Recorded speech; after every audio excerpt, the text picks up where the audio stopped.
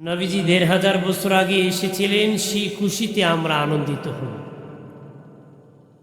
নবীর দাদা খাজা Abdul Muttalib বলেন,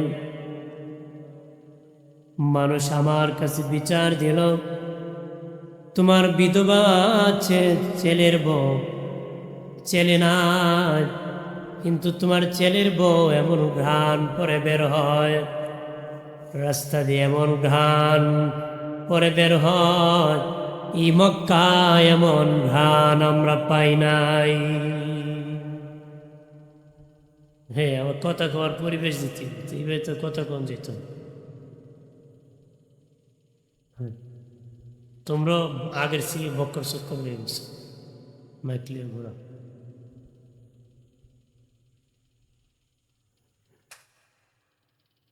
আমার প্রাণের বাবাজি, দয়াল নবী পৃথিবীতে আগমনের আগে আল্লাহ নবীর আব্বাজান পৃথিবী থেকে বিদায় হয়েছিলেন। আর নবীর আম্মাজান বলেন, আমি যখন বের হতাম, গাছ আমাকে সালাম জানাতো, শক্ত পাথরে যখন পা রাখতাম নরম হয়ে যেত, গরম বালু ঠান্ডা হয়ে যেত, পাখি আমাকে সালাম জানাতো, বৃক্ষ তরুলতা সালাম জানাতো। সবাই বিচার দিল, তোমার বৌমা এমন ঘ্রাণ করে বের হয় যে ঘ্রাণ মক্কাতে নাই। নবীর দাদা আসিয়া ওনার বিবি নবীর দাদিকে বলতেছেন, বিবি রে, আমার ছেলে নাই, আমার ছেলের বউ আমেনা এমন ঘ্রাণ করে বের হয়, মানুষ আমাকে লজ্জা দিতেছে, নাক কাটা যাচ্ছে, আমার নাক কাটা যাচ্ছে। মানুষ কপালকে ভাগ্যের প্রতীক মনে করে, নাককে মানুষ মর্যাদার প্রতীক মনে করে, কপালকে মানুষ ভাগ্যের প্রতীক মনে করে, নাককে মানুষ মর্যাদার প্রতীক মনে করে। উনি বলেন, আমার নাক কাটা যাচ্ছে। নবী দাদি বললেন, কি জন্য? সে ঘ্রাণ পরে বের হয়। নবী দাদি জান রেখে বলেন, আমিও কয়েকদিন ধরে বলবো, অপেক্ষা করতেছি। আমি যখন গোসলখানার থেকে বের হই, তখন দেখি আমেনা গোসল করে বের হয়, তখন গোসলখানার মধ্যে মেশকের ঘ্রাণ বের হয়। কিসের ঘ্রাণ বের হয়? মেশকের ঘ্রাণ। নবীর আম্মাজানকে ডাকা হলো, রে আমেনা, এই ঘ্রাণ কোথা থেকে তুমি পাও?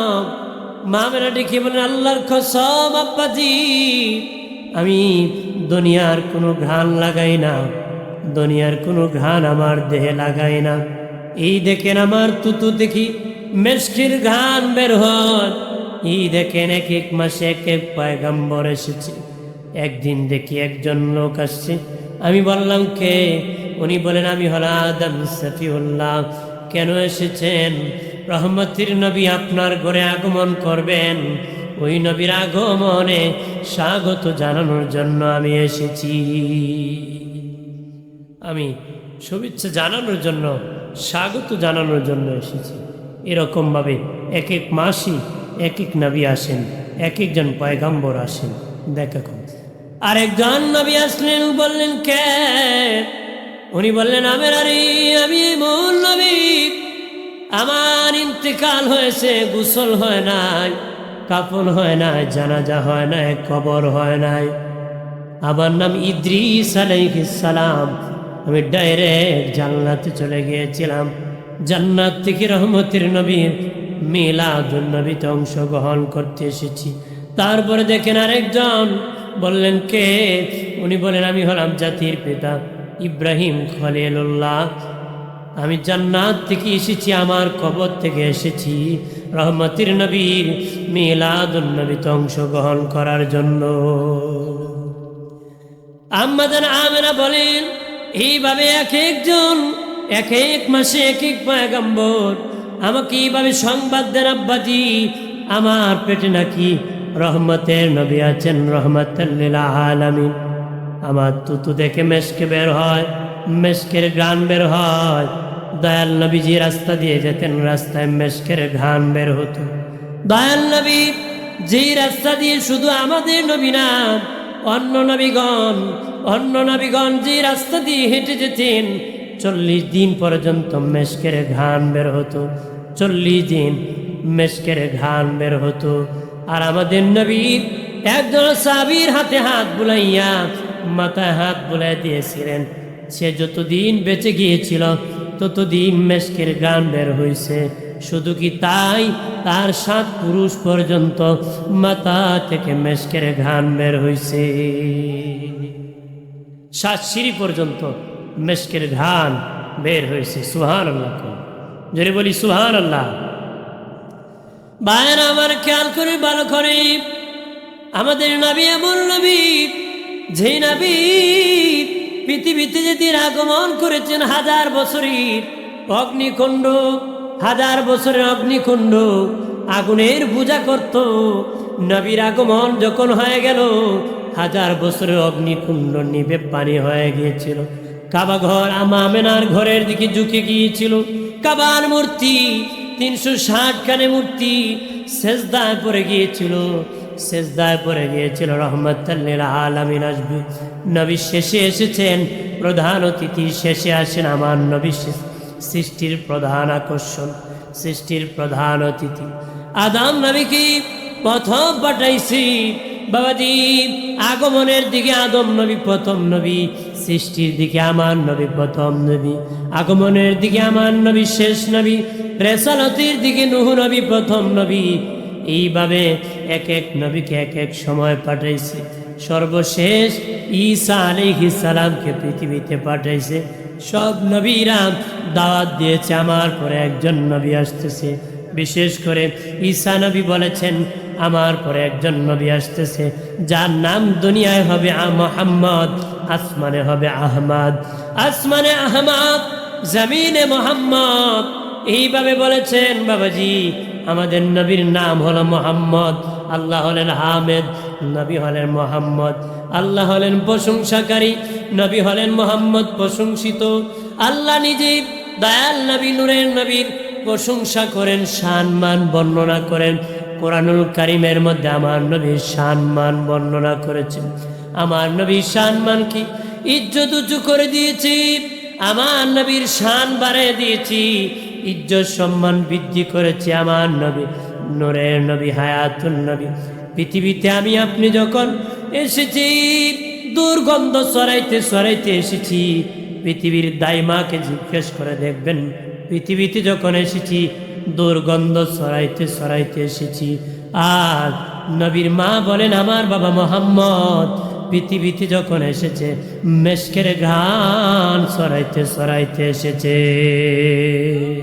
কন্যা সুবহানাল্লাহ। পৃথিবীর সন্তান আসার পরে নার কাটতে হয়। দয়াল নবী নার কাটা অবস্থায় পৃথিবীতে এসেছেন। পৃথিবীর সন্তানের খতনা করতে হন। আর নবীর মা বলেন আমার বাবা মুহাম্মদ খতনা অবস্থায় পৃথিবীতে এসেছে। পৃথিবীর সন্তান উলঙ্গ আছে, আমার নবী কাপড় পরিধান অবস্থায় পৃথিবীতে আগমন করেছে। পৃথিবীর সন্তান মায়ের নির্ধারিত জায়গা দিয়ে পৃথিবীতে আগমন করে। আর নবীর মা বলেন আমার বাবা মুহাম্মদ বাম পাজরের নিচ দিয়ে পৃথিবীতে আগমন করছে। কন্যা সুবহানাল্লাহ। আর জোরে বলি সুবহানাল্লাহ। দয়াল নবী ওই সময় নিয়ম ছিল দুধ পান করাবি, দুধ পান করাবি বাবাজি। নারীরা সিরিয়াল ধরল দুধ খাওয়াবে, দুধ মানেবে, কিন্তু নবী সম্বল নাই, নিতে রাজি হয় না। আম্মা জান হালিমাতুস সাদিয়া বলেন আমি আসি বাবা মুহাম্মদকে দেখে বড় মায়া লেগে গেল, আমার কাছে বড় মায়া লেগে গেল। আমি বললাম আমি মুহাম্মদকে নিয়ে নেব। দয়াল নবীকে লইয়া আম্মা জান হালিমাতুস সাদিয়া ঘোড়ার মধ্যে বসে গেলেন।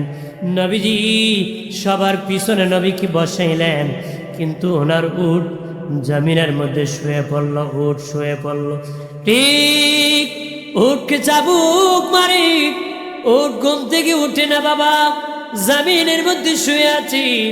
উট ডেকে বলে আল্লাহ, চিৎকার দিয়া বলি আল্লাহ, আর জবান খুলে বলি আল্লাহ, আর আওয়াজ করে বলি ইয়া রাসূলুল্লাহ। ডেকে বলি মালিক ও মালিক, আল্লাহ গো আমার জবানটা খুলে দাও। বলেন পশু পাখির জবান খুলে দিতে পারে কে? জোরে বলেন দিতে পারে কে? ওই উটের জবান খুলে গিয়েছিল। ইউসুফ আলাইহিস সালামের ভাইয়েরা যখন বাঘের উপর তহমত দিয়েছিল, বাঘ ইউসুফকে খেয়ে ফেলেছে তহমত দিয়েছিল, তখন ইয়াকুব নবী বলেছিলেন, বাবারে ওই যে বাঘ, আহারে আমার ছেলেকে বাঘে খেয়ে ফেলেছে নাকি?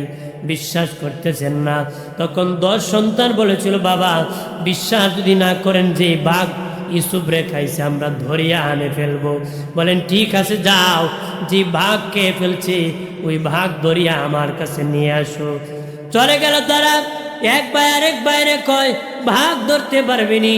কয় না না, জীবনে ধরতে পারবো না, সারাদিন জঙ্গলে ঘুরাইবো, বিকালে আসিয়া কো বাবা যে বাঘ ইউসুফ রে খাইছে আমাদেরকে দেখলে বাঘ পলায়া যায়। কোনো বাঘ তো ভাগিয়া যায়, ধরতে পারি না, এই কৌশল করব। তারা যখন জঙ্গলের কিনারে গিয়েছে, দেখে একটা বাঘ পড়ে যাচ্ছে, এমনি 10 ভাই মিলিয়া বাঘটা ধরে ফেলেছে। বাঘ ধরে ইয়াকুব নবীর সামনে যখন আনা হলো, ইয়াকুব নবী বলেন, ভাগ রে বাঘ, আমি তো তোমার ক্ষতি করি নাই, তুমি কেন আমার ক্ষতি করলা রে? তুমি কেন আমার ক্ষতি করলা? আমি তো তোমার ক্ষতি করি নাই। বাঘ ডেকে বলে, আল্লাহ এত বড় অপবাদ, আমি বাঘের জবান খুলে দাও, আমি সত্য বিষয়টা বলে দিচ্ছি। আল্লাহ বাঘেরও জবান সেদিন খুলে দিয়েছিলেন। বাঘ ডেকে বলেছিল, ইয়াকুব নবী আল্লাহর কসম কে বলি, আল্লাহর কসম কে বলি ইয়াকুব নবী, আপনার ইউসুফ রে খাইব দূরের কথা, কিয়ামত পর্যন্ত কোন নবী রাসূলগণের পশম মুবারক পর্যন্ত খাওয়া আল্লাহ হারাম করে দিছে। আপনার ইউসুফকে খাইব দূরের কথা, কোন নবীর পশম পর্যন্ত খাওয়া আমাদের জন্য হারাম, আমি খাই নাই। ইয়াকুব নবী বুঝে ফেলেছেন তার ছেলেদের চক্রান্ত। বলেন, বাঘ রে তুমি তো বাঘ, তোমারে কেমনে ধরল? আমার একটা বাচ্চা হারায় গিয়েছে, বাচ্চার চিন্তা কান্না করতে করতে আমার প্রচণ্ড জ্বর উঠে গিয়েছে, আমি দুর্বল হয়ে গেছি, আপনার সন্তানটা আমার ধরে নিয়ে গিয়েছে। ইয়াকুব নবী বলেন, রে বাঘ, তাহলে তোরা আর আমার কপালে কি বুঝি হয়ে গেল রে? তুইও সন্তান হারাইয়া কাতর, আমিও সন্তান হারাইয়া কাতর রে। বাবাজি খেয়াল করেন, এই দিকে উটের জবান খুলে গেল। উট ডেকে বলে, হালিমা, ওই হালিমা তুসাদিয়ার উট যখন জমিনে শুয়ে গেল, উট যখন উঠে না, হালিমা তুসাদিয়া বেদ দিয়া ঘাত করতেছে, উঠে না। উট ডেকে বলে, হালিমা, হালিমা রে, জীবন ভর যদি পিটাও তারপর আমি উঠতে পারবো না। কেন জানুনি? রাহমাতাল লিল আলামিনকে তুমি বসাইছো, সবার পিছনে বসায় দিয়েছো, কারণ ওই নবীর আগে কেউ থাকতে পারে না, ওই নবীর সামনে কেউ থাকতে পারে না। তুমি ওই নবীকে সবার পিছনে বসাই দিয়েছো, এই জন্য আমি ওর শুয়ে গেছি। রাহমাতুল লিল আলামিনকে সবার সামনে বসে দাও, তাহলে আমি ওর সবল হয়ে দাঁড়ায় যাব। আর জোরে বলি সুবহানাল্লাহ। ঠিক ওই মুহূর্তে হালিমা তুসাদিয়া হযরত রাসূল সাল্লাল্লাহু আলাইহি ওয়াসাল্লামকে, আমাদের নবীকে সবার সামনে বসায় দিলেন। ওনার স্বামী আর উনি পিছনে বসে গেলেন। এমনি উট দাঁড়ায় গেল। উনি বলেন, আমার দুর্বল উট, অনেক দুর্বল উট, কিন্তু উঠে এমন দৌড়ানো শুরু করেছে, অনেক সবল উট অনেক আগে বাড়ির দিকে দৌড়াইছে, কিন্তু আমার সব দুর্বল উট এত সবল হইল বাবা মোহাম্মদ বসে থাকার কারণে সবার আগে আগে দৌড়াইয়া আমার বাড়ি পৌঁছে গেছে। কন্যা সুবহানাল্লাহ। হালিমাতুস সাদিয়া বলেন, আমি বাবা মোহাম্মদকে দুধ পান করাই, এক স্তন খেলে আরেক স্তন পান করে না, জোর করে খাওয়ানো যায় না। বড় হওয়ার পরে বলেছিলাম, বাবা মোহাম্মদ কেন রে তুমি দুধ পান করো না, এক স্তন খেলে আর এক স্তনের দুধ খাও না? নবী বলেন, মা আমার আরেকটা দুধ ভাই ছিল গো, আমার আরেকটা দুধ ভাই ছিল, আমি যদি 2 স্তনের দুধ খাই আমার ভাইয়ের হক নষ্ট হয়ে যাবে। এই জন্য আমি এক স্তনের দুধ খেয়েছি, আমার হক আমি খেয়েছি, আমার ভাইয়ের হক আমানত রেখেছি। নবী শিশু বয়সে ভাইয়ের হক আমানত রাখছে, আর আমাদের বুড়া হয়েও বাবা মানুষের হক আদায় করতে পারে না। ততক্ষণ ঠিক কিনা? হক মেরে দেয় এমন লোক আছে কিনা? যে উম্মত হতে পারে না, কারণ আমার নবী মায়ের কুলে হক রক্ষা করেছেন। সুবহানাল্লাহ বলেন না? যদি বলেন না সুবহানাল্লাহ। ভাইরা আমার খেয়াল করে ভালো করে, হালিমাতুস সাদিয়া বলেন আমি ছিলাম গরিব, আমার কাজ করতে হইতো। আর একবার হলো বাবা মোহাম্মদকে খুলে নিতে হতো, যদি দেরি হইতো আমার আল্লাহ রাগ গুসা করিয়া আমার বাড়ির মধ্যে আযাব নাজিল করে দিত, হয়তো আগুন লাগতো, নতুবা আমার স্বামী অ্যাক্সিডেন্ট করত। বাবা মোহাম্মদকে তাড়াতাড়ি খুশি করতে হইতো। বাবা মোহাম্মদ যদি খুশি থাকতো, আল্লাহ খুশি থাকতো। একটু চিল্লায় বলে সুবহানাল্লাহ। হালিমাতুস সাদিয়া বলেন একদিন দুপুর হয়ে গেল, আমি কাজ করতে করতে বাড়ি আসিয়া বললাম আমার মেয়ে সাহেবাকে, বললাম সাহেবারে আমার বাবা মোহাম্মদ কই, আমার বাবা মোহাম্মদ কই? কম্মা গো ওই দেখো মোহাম্মদ একটা পাহাড়ের কিনারের মধ্যে দাঁড়াইয়া পাহাড়ের দিকে তাকায় আর মুস্কি মুস্কি হাসে, কি জানি কথা বলে গো মা। মা মোহাম্মদের বয়স 2 বছর হলো, তোমাকে একদিনও মা বলে না, আমাকে বোন বলে না। আজকে 2 বছর বয়সী ওই পাহাড়ের মধ্যে কার সাথে জানি কথা বলে আর মুস্কি মুস্কি হাসে। আম্মা হালিমাতুস সাদিয়া বলেন আমার বাড়িতে এইরকম অলৌকিক ঘটনা আরো ঘটেছে। আমি যখন বাবা মোহাম্মদের কাছে গেলাম, তার কাপড়ের মধ্যে এইভাবে ধরলাম, ধরার পরে চেয়ে দেখি পাহাড়ের উপর একজন লোক দাঁড়িয়ে আছে, সবুজ পাগড়িওয়ালা, দুনিয়ার মানুষের চেয়ে আর অনেক বড়, দুনিয়ার মানুষের চেয়ে আর অনেক সুন্দর। ওই লোকের সাথে বাবা মোহাম্মদ কথা বলতেছে। কন্যা সুবহানাল্লাহ। রাগ করতেছেন নাকি? বলবো না, দোয়া করে দিব? একটু বলি দোয়া করবো, বেশি বলবো না। ডিস্টার্ব হয়ে গেলে বাধা যখন সৃষ্টি হয়, আর ওয়াজ ভালো করে ওয়াজের একটা মুড থাকে, মুড নষ্ট হয়ে গেছে। যাই হোক, আমি আমার ছোট ভাইরা এখানে মাহফিলের আয়োজন করে যতটুকু সম্ভব হয় আমি আর একটু বলি, দোয়া করবো। কোন আমি যেরকম আমি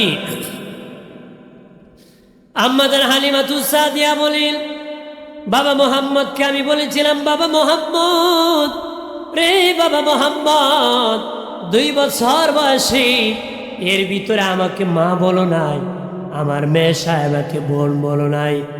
তুমি 2 বছর বয়সী এই পাহাড়ের কিনারে কার সাথে কথা বলেছিলা? এই সবুজ পাগড়িওয়ালা কে ছিল?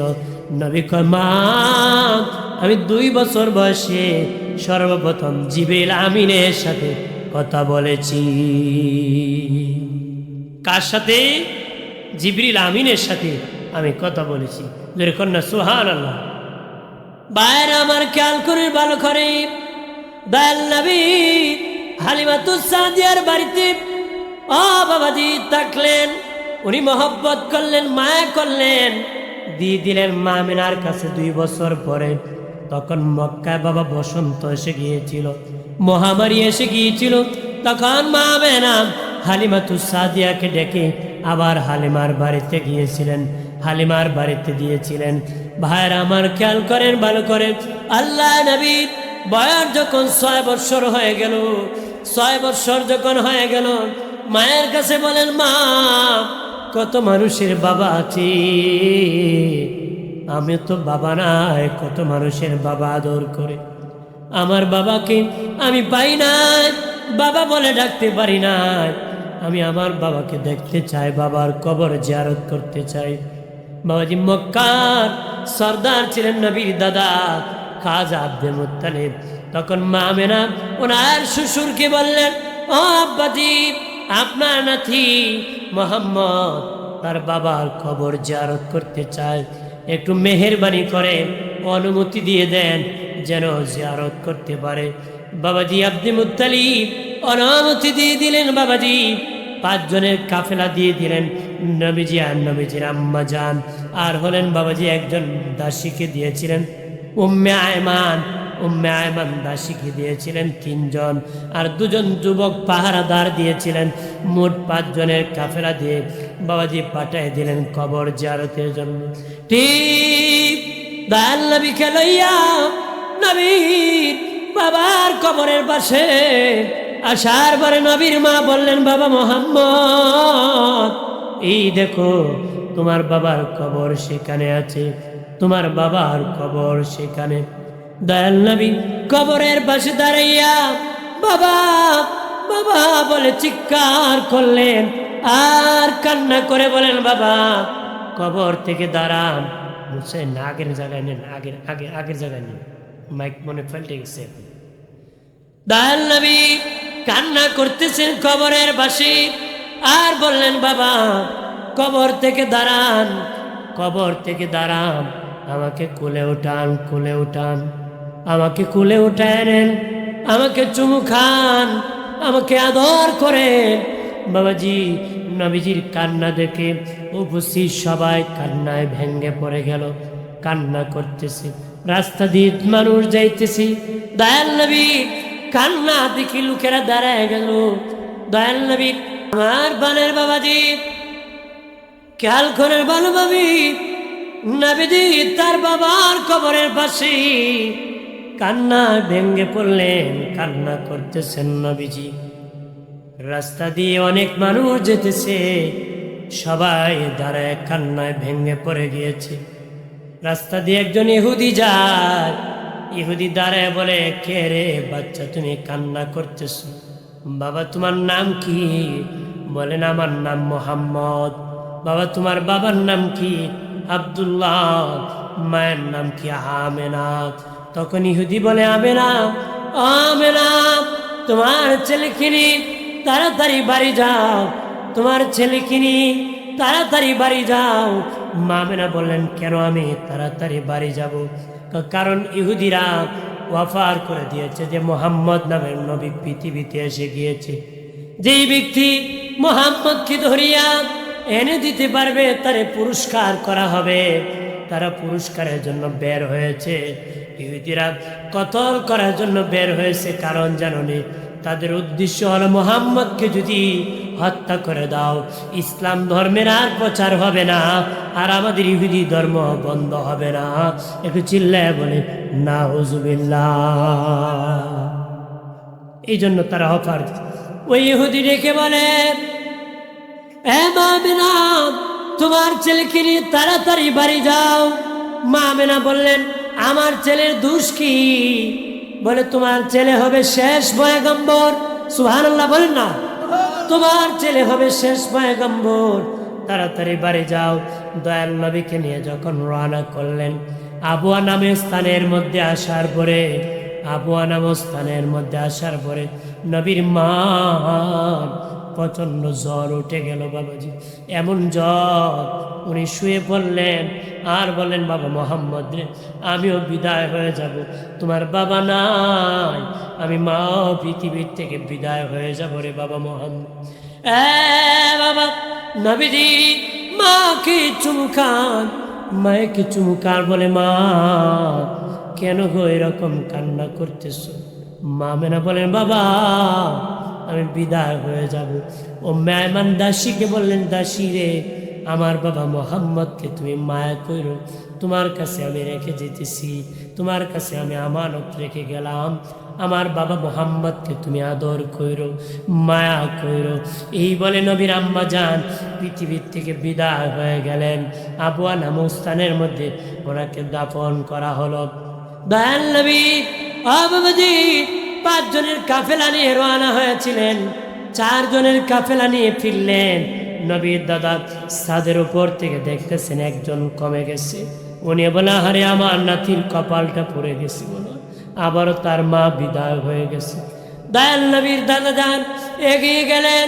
ঠিক ওই মুহূর্তে নবীর দাদাকে নবীজি জড়ায় ধরে কান্নায় ভেঙে পড়লেন, বলেন, দাদা বাবা নাই, মাও নাই, বাবার কবর জিয়ারত করতে মাকে হারিয়ে গেলাম, মাকে চিরবিদায় হয়ে গেলাম। তুমি দাদা ছাড়া আমার কেউ নাই। নবীর দাদা বড় আদর করেন, মায়া করেন। নবীর দাদা যেদিন পৃথিবীর থেকে বিদায় হয়ে গেলেন, পৃথিবীর থেকে বিদায় হয়ে গেলেন, নবী দাদার লাশের পিছনে পিছনে নবী কান্দে। দাদা দাদা বলে নবী কান্দে। আর কান্নাকাটি করে পাহাড়ের কিনারে গিয়েছি। পাহাড়ের বাঘ আসিয়া বলে নবী কান্না করবেন না, কান্না করবেন না, ভয় পাবেন না। আমরা আছি পাহাড়ে, আওয়াজ দিতেছি, গাছ তরুলতা আওয়াজ দিতেছি। এমনি নবী চাচা দেখে বলে ভাতিজা ভয় পেও না, তোমার মা নাই, তোমার বাবা নাই, দাদা নাই, আমি তো তোমার চাচা আছি, চলো রে বাড়ি চলো। নবীকে বাড়ি নিয়ে গেল। ওনার বিবিকে রেখে বলল, বিবি রে আমার বাতি জানিয়ে আসছি, যার মা নাই, বাবা নাই, দাদা নাই, আজকের থেকে আমরা লালন পালন করব, লালন পালন করব। নবী চাচা বলেন, আমার বাতিজা মোহাম্মদ রাতের বেলা ঘুমাইয়া মা মা বলে চিৎকার করে কান্না করতো, চিৎকার করে। আমি বলতাম বাতিজা কাঁদিও না, আমি তোমার মা না, আমি তোমার বাবা না, আমি তোমার চাচা, তুমি কান্না করিও না। এইভাবে নবী বড় হতেছে। বাবাজি নবীর চাচা বড় হওয়ার পরে বলেছিলেন, রে বাবা মোহাম্মদ ছোটকালের কিছু মনে আছে নাকি? নবী বলেন, চাচা আমার তো মনে আছে, আপনার কিছু মনে আছেনি? আপনার কি কোনো কিছু মনে আছেনি? বাতিজা আমার মনে আছে, তোমার মা একটা বিছানায় বারান্দার মধ্যে, আঙ্গিনার মধ্যে, উঠানের মধ্যে তোমাকে শোয়া রেখেছিল। আমি তাকায় দেখি আকাশের সূর্য তোমার দিকে আসা শুরু করেছি। আমি ভাবলাম সূর্য আসিয়া তোমাকে চাপা মারবে নাকি। আমি চিৎকার করলাম, কে কোথায় আছো? সূর্য আমার বাতিজাকে চাপা মারবে। আমি চিৎকার করলাম, কিন্তু দেখি না না, সূর্য মাথার কাছে আসিয়া চাপ দেয় না। তুমি বাতিজা যেদিকে তাকাও, সূর্য সেই দিকে তাকায়, ডান্স করতেছে, এইভাবে নাড়াচাড়া করতেছে। আর তুমি বাতিজা মুস্কি মুস্কি হাসতেছো, মুস্কি মুস্কি হাসতেছো। ঠিক নবী বললেন, চাচা শুধু সূর্য নাড়াচাড়া করছে, এটাই দেখেছেন? আমি কি বলেছি, সূর্য কি বলেছে আপনি শুনছেন নাকি? না না বাতিজা, আমি শুনি নাই, সূর্য নাড়াচাড়া করে। আর তুমি হাসো কি জানি কথা বলো, আমি শুনি নাই। নবী বললেন, ও চাচা, সূর্য আমাকে আসিয়া বলে, নবী কান্না করবেন না গো, কান্না করলে আপনার মা কান্না করে। বলে তার বাবা থাকলে বাজার থেকে খেলনা কিনে দিত, খেলনা কিনে দিত। বাচ্চা যখন কান্দে, খেলনা নাড়াচাড়া দিলে কান্না বন্ধ করে দে। তার বাবা না, কে খেলনা এনে দিবে? সূর্য নবীকে নবী বলে, নবী কান্না করবেন না, আপনার বাবা বেঁচে থাকলে ওই বাজার থেকে, সেই বাজার থেকে খেলনা এনে দিতেন। আর বেঁচে নাই, আপনার মা কান্না করেন। আপনি যেহেতু কান্না করেন, আপনাকে কান্না বন্ধ করার জন্য, আপনার মাকে সান্ত্বনা দেওয়ার জন্য আমি আকাশের সূর্যকে আল্লাহ খেলনা বানায়া আপনার দরবারে পাঠাইছে। যেরকম না সুবহানাল্লাহ, খেলনা বানায়া পাঠায় দিয়েছি। ও নবী কান্না করবেন না, কান্না করবেন না নবী। বাবাজি খেয়াল করেন ভালো করে, নবী বড় হলেন, নবীর চাচা বিদায় হয়ে গেলেন। বাবাজি যে বছর সুখের বছর বলা হয়, যে বছর নবীর বিবি আমাদের আম্মা খাদিজাতুল কুবরা ইন্তেকাল করেছিলেন, আর নবীর চাচই বছর ইন্তেকাল করেছিলেন। নবী সুখের সাগরে ভেসে গিয়েছিলেন। ওই বছর সুখের সাগরে নবী ভেসে গিয়েছিলেন, কারণ নবীর বিবি আমাদের আম্মা খাদিজাতুল কুবরা ইন্তেকাল করেছিলেন। আর ওই সময় নবীর চাচা ইন্তেকাল করেছিলেন। তখন নবীজিকে সান্ত্বনা দেওয়ার জন্য আল্লাহ মেরাজে দাওয়াত করেছিলেন। দোষে পরে আল্লাহুম্মা সাল্লি আলা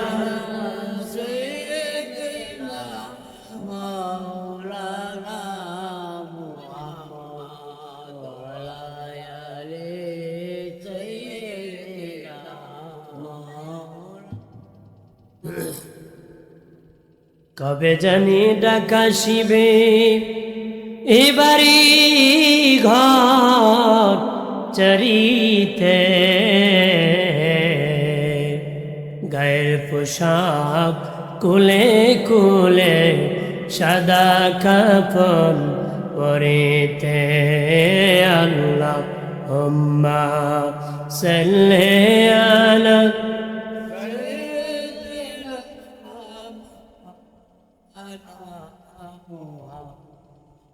ওয়ালা আলি।